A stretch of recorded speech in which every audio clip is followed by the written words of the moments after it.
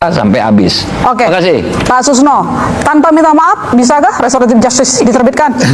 Baik, ini bagus sekali ya. Perkara ini adalah laboratorium nasional di bidang hukum. Kita bisa melihat bagaimana praktek hukum di Indonesia. Ya, apakah jalannya bagus atau tidak? Oke, kita kembali sempitkan lagi kepada SP3. Apakah ada kaitannya dengan RJ? Apa tidak? Karena RJ itu kan kedua belah pihak harus saling memaafkan. Dan RJ itu sebenarnya di dalam hukum acara pidana kita yang dulu, yang dimana kasus ini terjadi, itu belum ada. Belum diatur secara hukum. Nah, di UHAP yang baru, ya Pak Prof, itu diatur. Persoalannya kita belum membaca. Mungkin beliau yang sudah baca, Pak Damai ya. Apa dasar daripada SP3? SP3 itu 1, tersangka meninggal. 2, tidak terbukti. 4, delik aduan tapi dicabut, dan sebagainya dan sebagainya. Apa pertimbangannya? Itu akan lihat. Kalau misalnya di dalam pertimbangan itu dicantumkan bahwa telah terjadi RJ, nah berarti ada karena RJ, bukan karena tidak terbukti, bukan karena dan sebagainya. Nah, timbul pertanyaan, RJ itu tidak ada di UHAP yang lama, tapi di UHAP yang baru ada. Nah, menurut azas hukum, manakala ada peraturan baru yang berlaku dan peraturan baru itu menguntungkan bagi tersangka, itu tersangka bisa memilih untuk tunduk pada aturan yang baru. Itu boleh saja RJ, artinya sah itu. Oke. Tapi kalau dikasih SP3 artinya sebenarnya sinyal besarnya memang sempat ada saling memaafkan antar kedua pihak. Saya tidak mengatakan bahwa itu saling memaafkan. Kan statement Pak Jokowi kan jelas sekali kan, bahwa tidak mempersoalkan apa akan silaturahmi dan sebagainya. Nah, itu tinggal nurani masing-masing berbicara itu bagaimana. Saya tidak tahu pembicaraan itu. Dan maaf ini penonton mungkin lihat ya, saya duduk di sini, saya bukan berarti pihak sini, bukan pihak sana ya. Saya duduknya di sana. Saya mengkaji sesuai dengan apa pengetahuan saya selaku penyidik. Tapi kursi itu hanya 2 kursi. Gitu. Saya tadi hampir duduk di atas mic itu. Kombes Budi bilang sebenarnya keduanya kan meminta restoratif justice tuh. Artinya kan memang ada kesepakatan antara keduanya begitu untuk saling memaafkan. Akan terjawab manakala Pak Damai menceritakan apa pertimbangan hukum di dalam SP3 itu. Itu bukti autentik itu. Apakah memang karena telah terjadi RJ, apa karena bukan tindak pidana, apa karena tersangka meninggal, apa karena kalau delik aduan ini dicabut dan sebagainya. Itu ada gak klausalnya apa itu? Nah, mungkin ada kesepakatan itu tidak baik dikasih atau apa-apa, terserah beliau itu. Bang Andi, jadi isi asli. Oke, baik. Jadi apa yang bisa kita peroleh di pengadilan? Adanya SP3, ada RJ.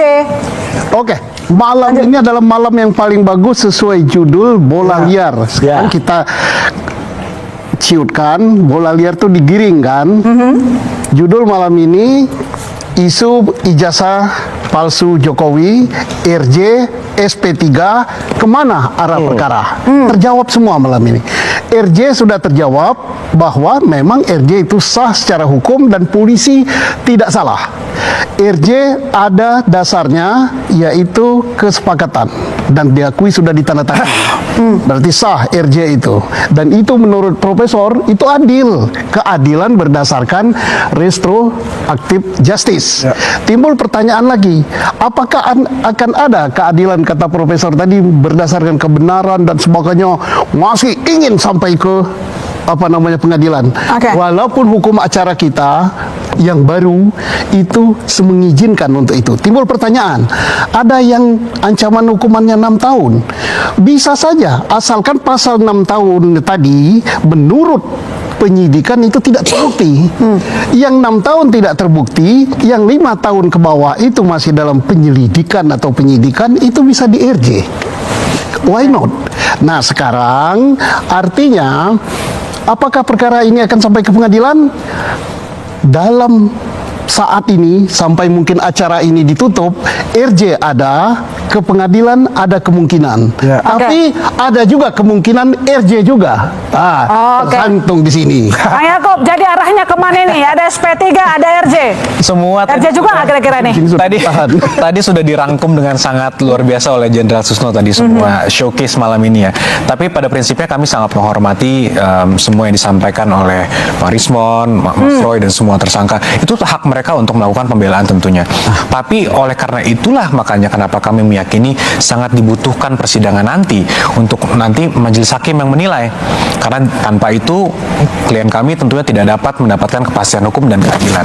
Dan dari awal kami melapor, kami sudah sampaikan dengan clear bahwa Pak Jokowi, the moment Pak Jokowi masuk ke Polda, masuk SPKT lapor, Pak Jokowi siap untuk hadir di pengadilan. Oke, baik. Pak Alamsyah, jadi nanti pengadilan apa yang bisa dibuka, apa yang bisa didengarkan oleh publik, informasi publik? Kalau pengadilan semua ya terbuka ya. Apa aja kalau terkait dengan salinan? Kalau dengan salinan nanti kan kita akan Ijazah. dengar bahwa dari salinan itu dilihat apakah sinkron dengan yang asli. Yang jauh lebih penting sebenarnya apakah otentikasi itu kemudian valid. Ya.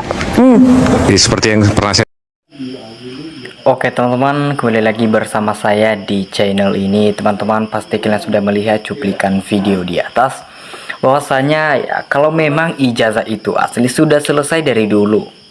Ya, pasti dengan gagah, berani dan bangga menunjukkan ijazah asli sebenarnya. Nah, pantaslah kalau Jokowi diadili dan dihukum mati pun, ya.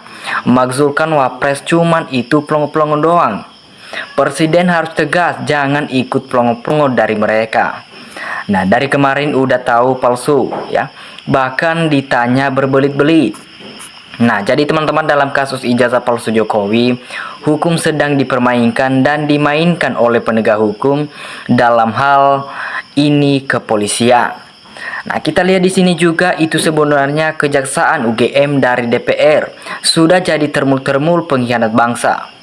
Ya. Kebohongan terhadap rakyat Indonesia atau negara hukum pidana jalan tidak bisa SP3.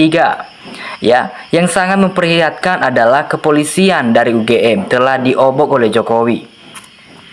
Nah, jadi semua mafia ijazah palsu harus ditangkap, diproses di pengadilan demi negara kesatuan Republik Indonesia.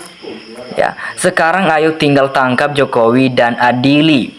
Langsung rakyat beramai-ramai untuk mengikuti penangkapan Gibran dan juga Joko Widodo yang telah merusak negara kita ini, memakai ijazah palsu ya demi menjabat wakil presiden ya, bahkan menjadi presiden. Nah, hukum aja keliling Indonesia bersama termulnya beruntung ya membohongin rakyat.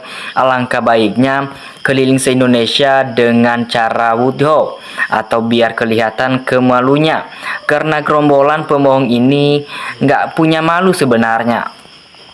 Nah, teman-teman, tangkap dan adili Jokowi dan termul-termulnya dan makzulkan Gibran biar aman dan damai sejahtera bangsa ini. Ya, selama Kapolrinya tidak diganti, penegak hukum di Indonesia akan tetap seperti ini, memihak yang berduit. Ya, jadi kalau terjadi damai artinya kepalsuan tetap menang dan agenda tetap berjalan untuk melanjutkan politik dinastinya, dan oligarki pun akan tertawa dengan penuh kepuasan atau untuk melanjutkan agenda untuk menguasai kekayaan Indonesia.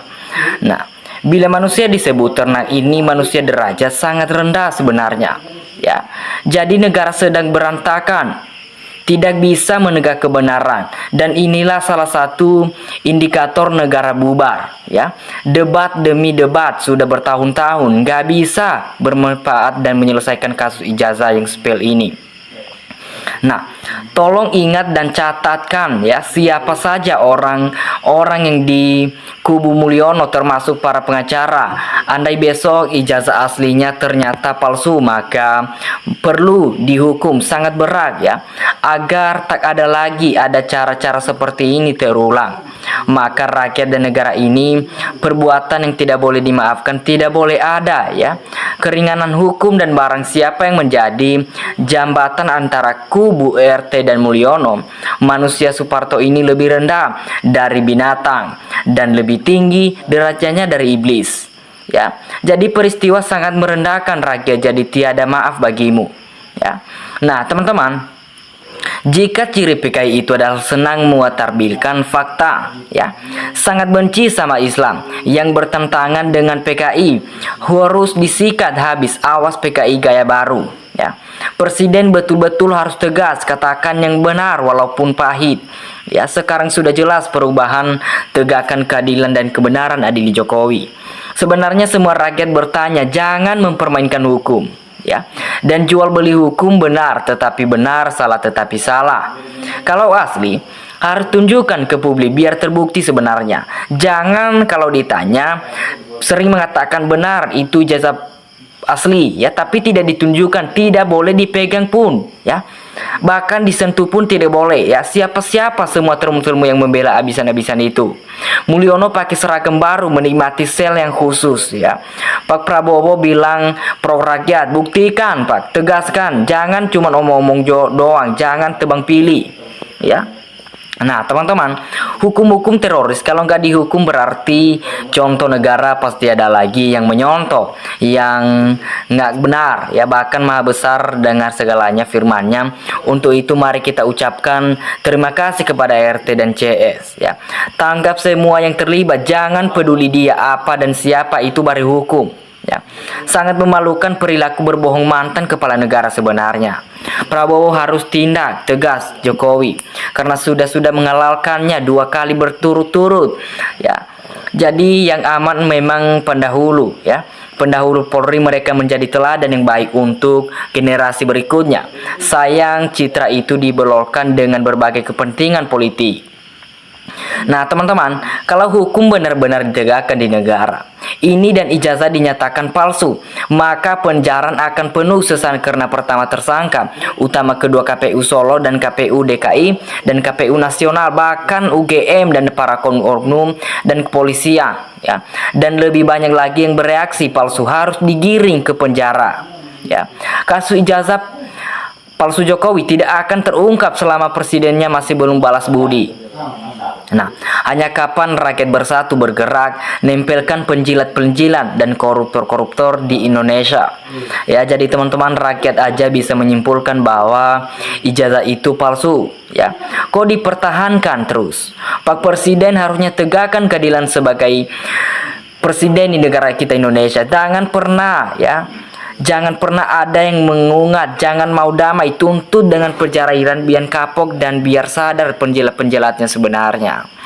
Nah, seharusnya polisi dan para hakim keduanya diberi kepercayaan untuk melaksanakan tugas, ya, sesuai aturan, yang bersikap netral tanpa melihat sisi lain. Kalau Jokowi bermoral, pasti sudah menyuguhkan ijazah dan menguji keaslian secara bersama. Sampai 2 tahun tidak berani menunjukkan, itu sudah bisa dijadikan bukti kalau Jokowi nggak punya ijazah yang valid sebenarnya. Ya, relawan Jokowi pantas untuk diadili, ya, karena melindungi atau menghalangi ijazah palsu Jokowi. Kim Hakim segera putuskan hukuman untuk Jokowi, sudah jelas ijazah palsu, ya.